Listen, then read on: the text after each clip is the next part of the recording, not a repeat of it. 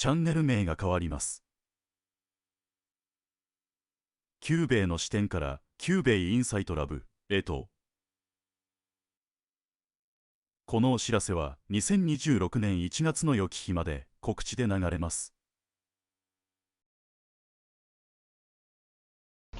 前回はウクライナ戦争とユーロクリア問題から端を発して政府発行のデジタルコインで M ブリッジに参加し主権国家としての独立性を取り戻すという話に発展しました。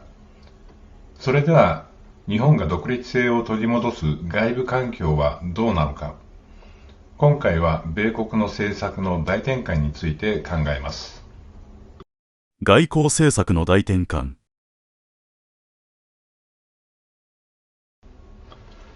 世界の警察官廃業宣言。2025年の11月に作成され、12月の頭に公表されたアメリカの国務省が発表したレポート、ナショナルセキュリティストラテジー、いわゆる NSS2025 について波紋が広がっています。で、これは30年間続いたアメリカの干渉政策を清算をする、それから勢力圏の確立と孤立主義的なリアリズムに回帰をする、この大きな2つの命題が根底に流れている柱になります。アメリカは1992年のクリントン政権から世界各国に干渉する、内政干渉のような干渉をするという政策をネオコンの勢力の考え方に基づいて続けてきました。中東であったり、それから北アフリカであったり、東ヨーロッパになるわけですけども、そういったその30年間続いたアメリカの対外的な干渉政策を清算をする。これは、歴史的な方針の大転換ということになります。それからもう一つの勢力圏ということについては、要するにグローバル覇権を目指さないで、アメリカの勢力圏、リージョナルヘジェモニーを維持をするということが明確になっています。で、これはその孤立主義的リアリズム、リアリズムへの回帰ということが、言えると思います。アメリカ国務省の NSS2025 から引用させていただきます。トランプコロラリーの適用。西半球における外部勢力の影響を排除し、米国の排他的な優先権を再確立する。もう一つ、引用します。エネルギー支配、エネルギードミナンス、ネット輸出国として、もはや中東のシーレーン防衛にコストを払う理由は希薄化した。つまり、アメリカの若者が血を流してペルシャ湾を守る理由は、もうすでに消滅したということになります。彼らは国益を再定義し、コストのかかる同盟関係を取引に変えました。ここで歴史の軸を入れてみましょう。歴史的に自然な流れ。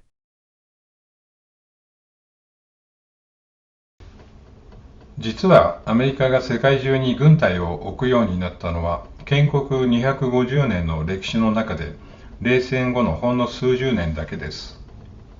歴史データをご紹介します。建国の父、ジョージ・ワシントンは、外国の紛争に巻き込まれるな、と遺言しました。また、19世紀のモンロー主義こそが、アメリカが以降の本来の姿、これがデフォルトでした。1823年に発表されたモンロー主義の革新は、ヨーロッパ諸国による南北アメリカ大陸への植民地化や政治的介入を拒否でした。その代わりにアメリカもヨーロッパの政治に介入しないという、相互不干渉の原則にありました。ここで4人のアメリカの政治家、学者の意見を聞いてみたいと思います。1人はヘンリー・キッシンジャー、それからもう1人はポール・ケネディ、3人目はジョセフ・ナイ、で最後はジョン・ガディスです。50年前と30年前、この2つの時代からすでに警告がありました。最初は1970年代。アメリカの大統領補佐官だったキッシンジャーの五極構造論です。キッシンジャーはアメリカ、欧州、日本、中国、ソ連、この5つの極が全体的な世界の大国であるという認識をして、冷戦後は相対的にアメリカの国力が低下をする。その上でバランサーに徹すべきだというふうに考えたわけです。これがキッシンジャーの五極構造論で50年前の話です。キッシンジャーさんは数年前に亡くなりましたけれども、50年前からこういう警告を発していました。1990年代になると、歴史の終わりという考え方と大国の攻防という考え方の対立があります。歴史の終わりはフランシス・フクヤマ、日系人ですけども、彼の自由主義の勝利という考え方が一つの潮流でありました。フランシス・フクヤマはネオコンの代表的な論客の一人というふうに当時は考えられていました。現在は少しネオコンから距離を置いているようですけども、90年代の一つの主張でした。で、それに対してポール・ケネディは帝国の行き過ぎた拡大、価拡大による衰退という主張を大国の攻防の中でしています。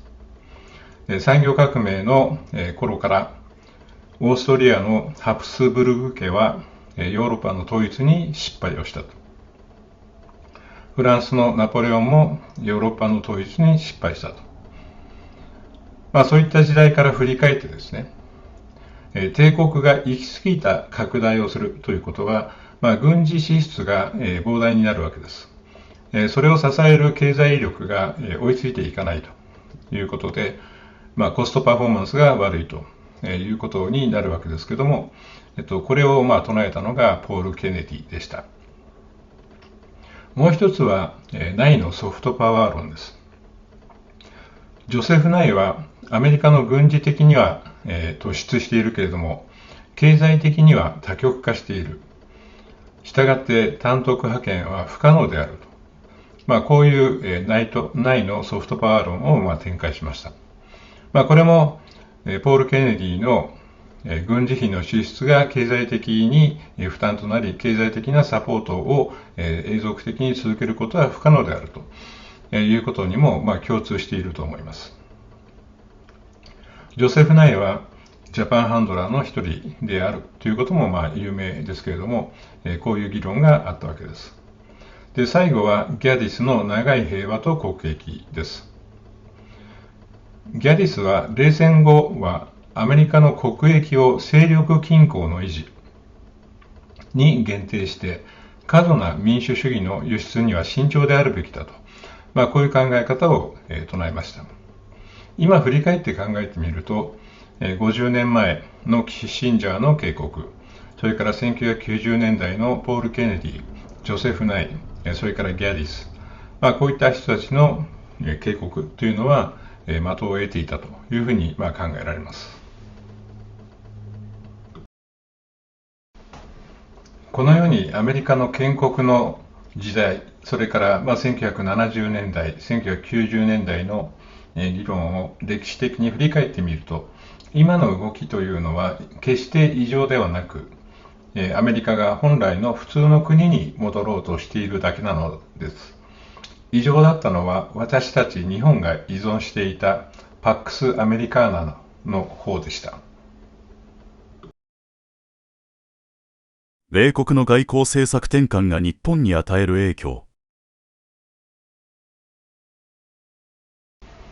トランプ政権の下でアメリカ国務省が発表した NSS2025 は3つの大転換をもたらすということが考えられます。1つ目は中東シーレーン防衛と基地縮小です。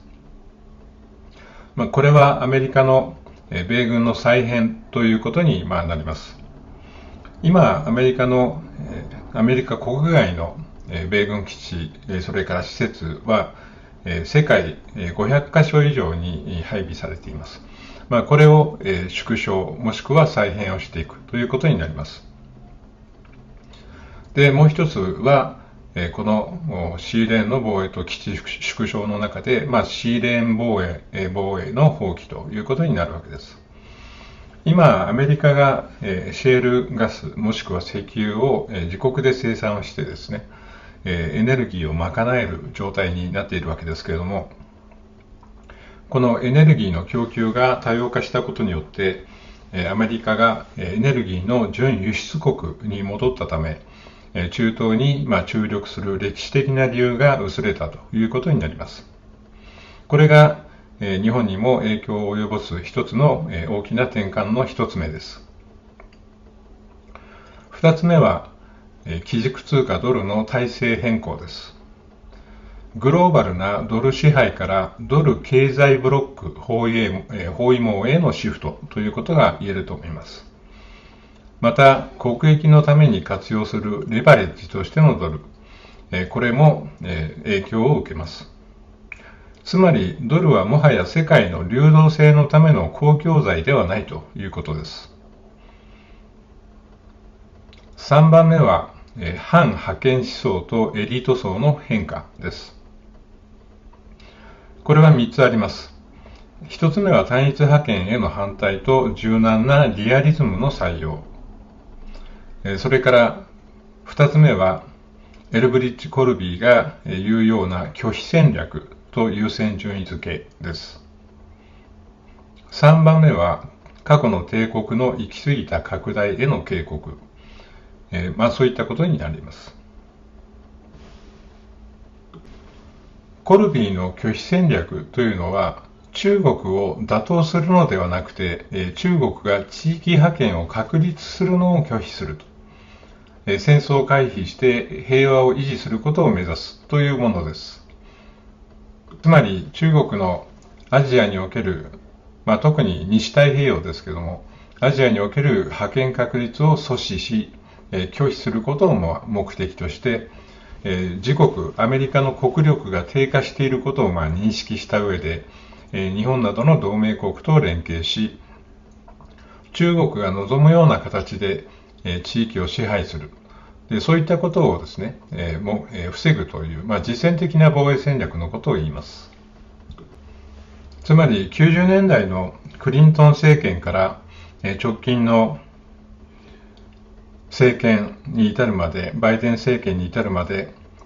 単一覇権ということをアメリカは目指してきたわけですけども、それに対して180度異なる反覇権思想、そういったものが生まれて、さらにエリート層の考え方の変化が起きているということが、大きな転換点になります。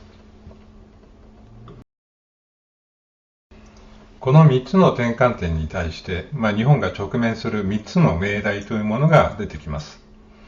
1つ目は、中東の石油は誰が守るのかということです。これは、アメリカは守らないということが、今回の NSS2025 でも明らかになってきました。それから2番目は、通貨です。で、この通貨の考え方の転換によって、円安やドル不足にどう対応するかということです。アメリカは公共財としてのドルを流さない。で、これは日本にとってみれば、円安をもたらすわけで、輸入物価上昇によるインフレ圧力が日本にのしかかってくるということになります。で、3番目は中国との対峙はどうなるのかということです。アメリカは守ってくれるかもしれないが、見返りに日本経済のアメリカへの従属再配置を求められる、こういった苦しい状況に追い込まれるリスクが高まっているということになります。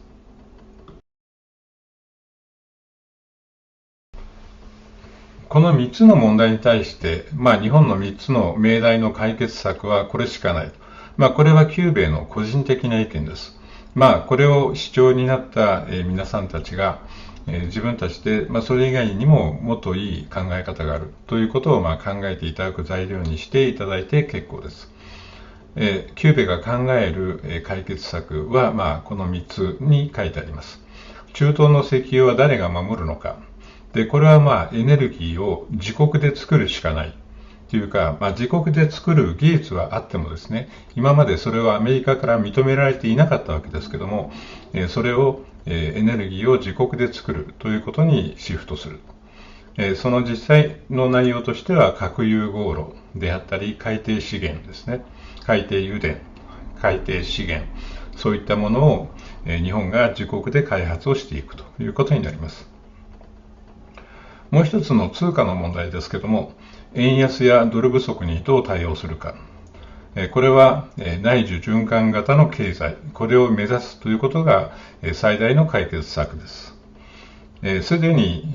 日本は貿易、それから輸出輸入ともにですね、世界の主要なプレイヤーだったわけであるわけですけれども、江戸時代のようにですね、完全に内需が循環するような経済というものは過去我々は経験をしているわけです。例えば車もロボットも産業機械もですね、輸出を念頭にメーカーは開発をしていますけども、こういったものも国内市場を最優先としてそのニーズを汲み取って開発をするということをやっていただきたいというふうにキューベイは考えています。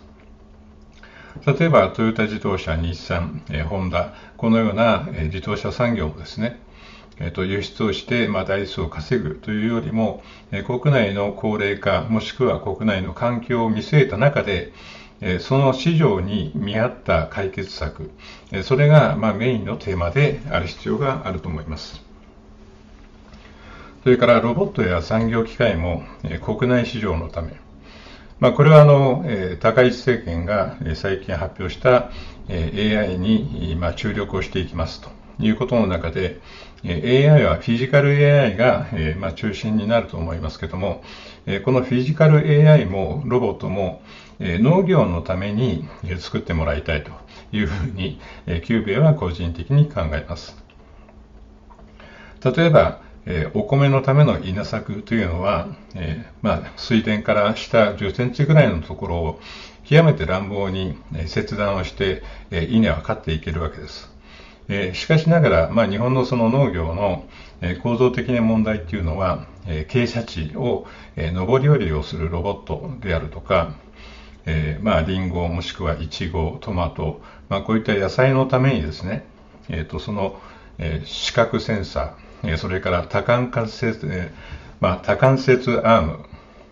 関節が複数ある複雑なその手の動きを実現できるようなアームですね。で、こういうような収穫のためのロボット、こういったものがあればですね、日本のその農業の一番大きな労働力不足、それから無理にその農地を集約をしなくてもですね、狭い農地で活躍できるような農業ロボッ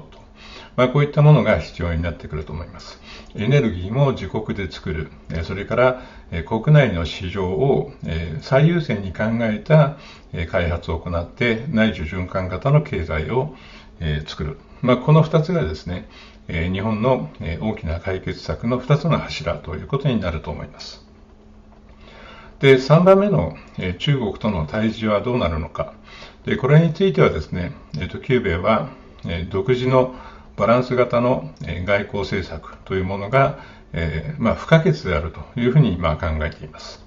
で、このバランス型の外交政策は何かというと、グローバルサウス諸国、それから西側諸国、これを差をつけるのではなくて、等距離で考える等距離外交です。今、日本の外交っていうのは西側一辺倒で、グローバルサウスはODA のようなもので、その関係をつなげばよい。で、こういうような、考え方に基づいているわけですけども、西側一辺倒ではなくて、グローバルサウスも大きな柱として考えて、等距離で外交をしていくということが必要です。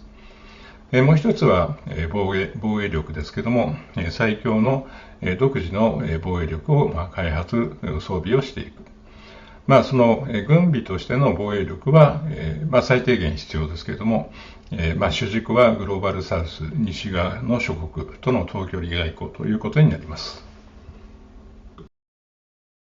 アメリカが外交政策を大転換させる中で、日本はどうしたら主権国家としての独立性を確立できるのか、非常に大きな問題ですけれども、次回そのテーマについて考察をしたいと思います。